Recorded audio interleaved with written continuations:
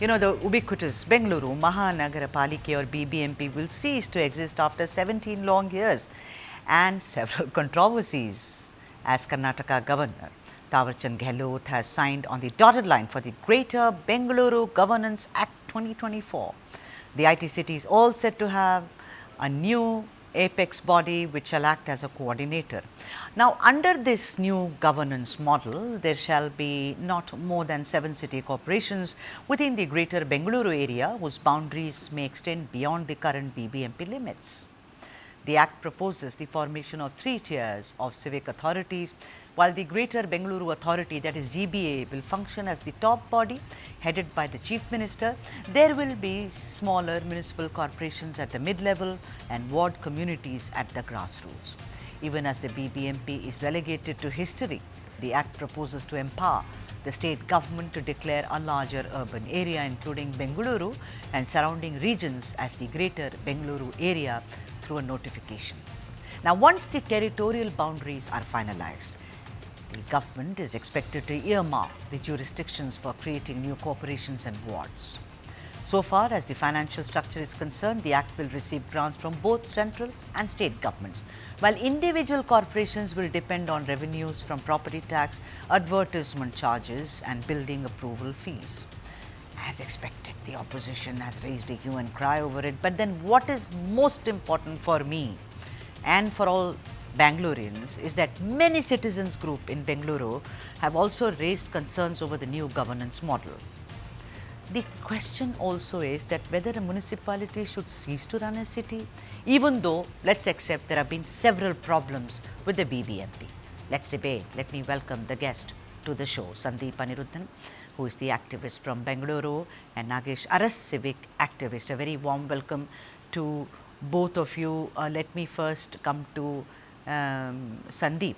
Sandeep, 74th Amendment, which you made all of us aware of throughout, and I should thank you, Sandeep Aniruddhan, that this is a clear kind of breach of the 74th Amendment. And also, do you agree that it is a kind of an attack on brand Bengaluru, Sandeep? Thank you, Sudha, for having me on the show again. Yes, we discussed the 74th Amendment again and again. I should thank you for making the country aware of it. This is the problem with our country, that people are legally illiterate and they generally have very little understanding of the law. As you rightly put, the GBGB, the Greater Bengaluru Governance Act, is it's an attack on the 74th Amendment. It is trying to what do you call it? It's an attempt to normalize what the government has been doing for the last 32 years. For the last 32 years, they were informally usurping the power of the local self-government. Now they want to make it part of the statute by violating the constitution. So basically, most parts of the Greater Bengaluru Governance Bill, which is now the Act, is in direct contravention of the Constitution of India. Right. So, can you imagine the temerity of our legislators to do something like that? Yeah. If this goes to court, it will be repeated. So Right. That is how bad it is. The primary purpose of the 74th Amendment, which is also called the Nagarpalika Act, passed in 1992, that's a good 33 years ago, is to give people power. Right. And what does this act do? It does exactly the opposite. It has Yes. created a new body called the Greater Bengaluru Authority, Sure. with the Chief Minister heading it, with all the MLAs and the heads of parastatals in it, who will decide what these new corporations will do, which will rule over them, which will dictate policy, which can even dictate bylaws. That's right. And the grassroots structures of power envisaged in the 74th Amendment, such as the area sabhas, have been completely defeated. You know, but considering, I know, no power. Yeah, I don't want to sound facetious, but Sandeep, the point that elections have not happened, I mean, it's actually a redundant body now, except it's very good, you know, when it comes to creating more potholes and creating more problems for the general public in Bengaluru. I've always said on this show, Sandeep, that no other city has such aware citizens like Bengaluru. Hats off to all the Bangaloreans. You come on to the pavements and to the roads and say, will not do. Nagesharas, let me also welcome you into the show. Nagesharas, the entire argument is, let's decentralize. Why are we having everything in one kind of a vessel? Let's decentralize. Decentralization is very good. It will also place the onus on the respective tiers, you know, right on top, and also the respective tiers which are there. Do you agree that it's decentralization, or you feel like many people that it is all going to create more confusion? See, first of all, I feel this is just a ploy to employ more IAS officers. But this will be giving, lot of jobs for IAS officers. That's all.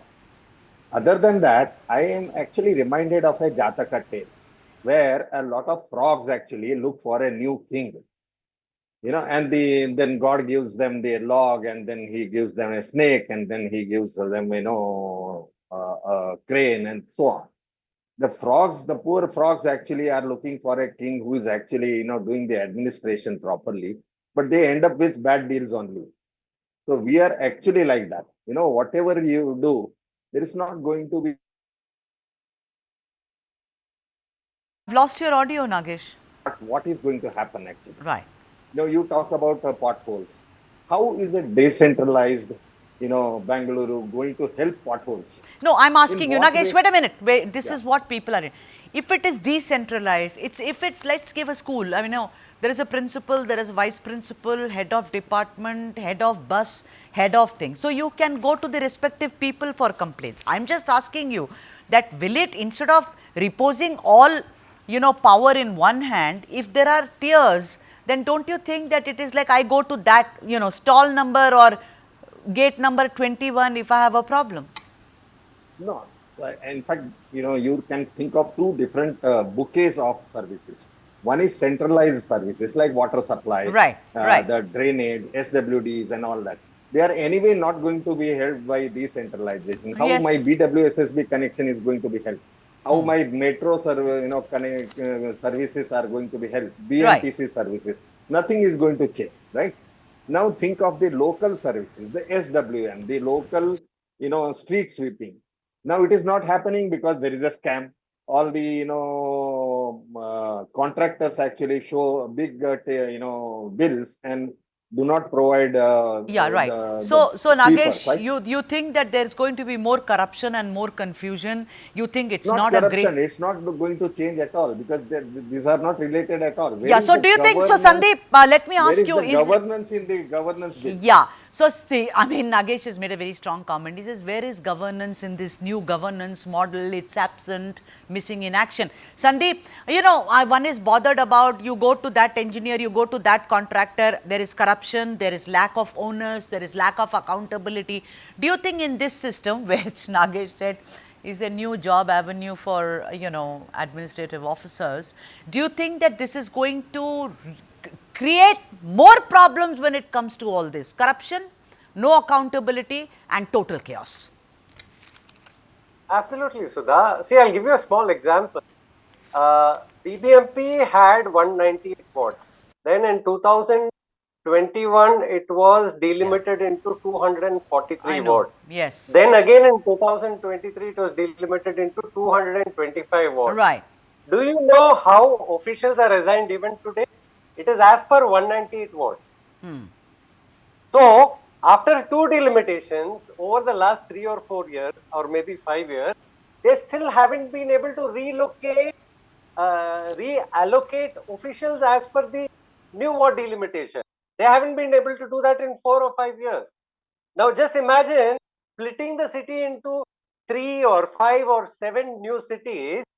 When will they finish reallocation of departments, officials, paperwork, 4 months. documentation? They have asked for 4 months.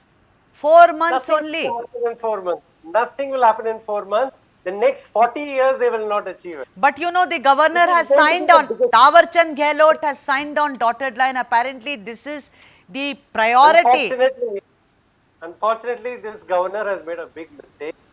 It has been very clearly pointed out to him there are violations of the constitution on many fronts. Right, He right. should have referred this to the president Right. because it's a violation of the constitution. All right. This goes to prove, unfortunately, that the ruling party and the opposition party are hand in glove.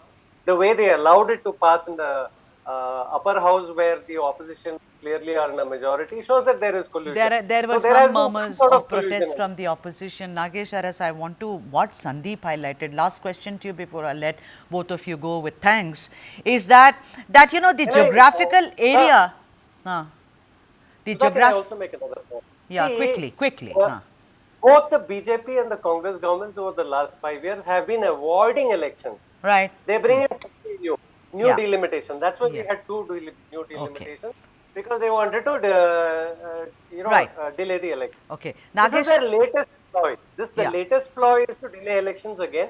And again, mind you, according to the constitution, the delimitation and announcement of elections have to be under the State Election Commission.